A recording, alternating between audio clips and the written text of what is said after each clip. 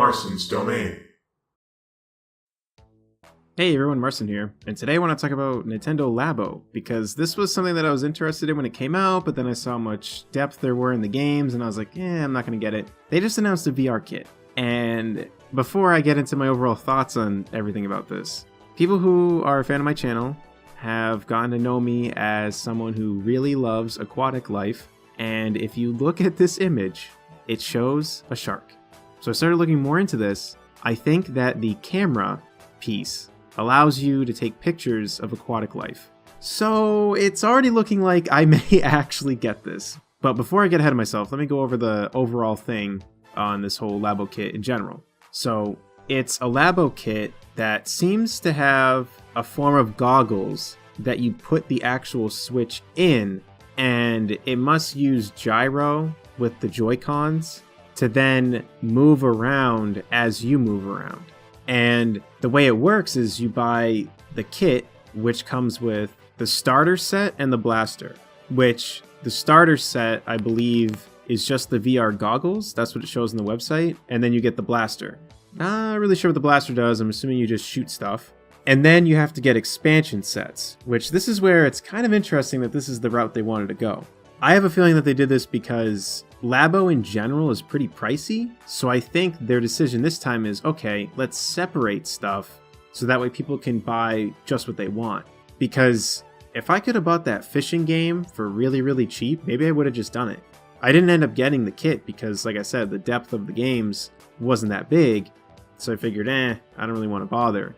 But I think this time around they're like, okay, let's separate stuff so it can be cheaper. I don't know any of the prices yet. I'm assuming that's going to be unveiled later. Well, I mean, it has to be, but I thought they would have unveiled it by now, but I don't see anything on prices. But the expansion set 1 has the camera and an elephant, which the elephant is interesting because you put the Joy-Cons in where the trunk would be, so I don't really even know what you would do in that. And then the expansion set 2 has a bird and a wind pedal. So I'm assuming the wind pedal would probably have something to do with flying around, and you could use VR to fly around, but then again, isn't that what the bird would do? So there's still a lot of mystery to all these sets, but what I'm most interested in is the camera, because I believe the camera is going to be used to take pictures of aquatic life. And there's sharks, or there's a shark, in the promotional image that they have for the VR kit. So I'm not going to lie, I'm pretty excited about this. I'm not too big into VR in general, and honestly, I feel like it can destroy your eyeballs, because your eyes are literally right in front of a screen. So in general, I actually, not only do I not really care for VR, I've tried it a couple times, it's just not really for me, but I feel like it could damage your eyes. But I'm really intrigued by this, and depending on the price point, I may give it a shot. I'm very interested in that camera thing. I just really hope that they don't make the same mistake as last time and make these games have almost no depth to them.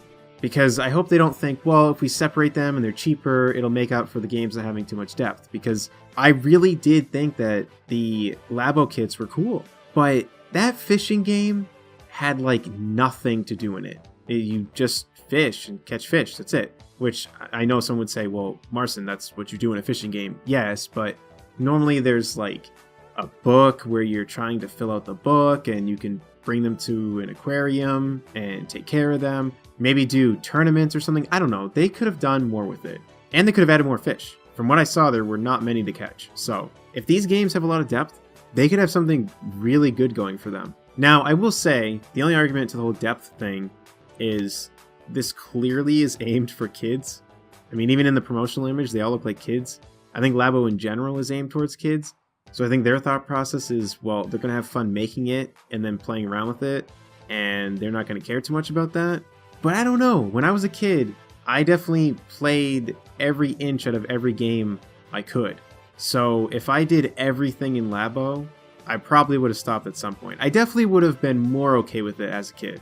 But even then, I probably eventually would have been like, alright, well, Animal Crossing has way more fishing stuff in it than this game.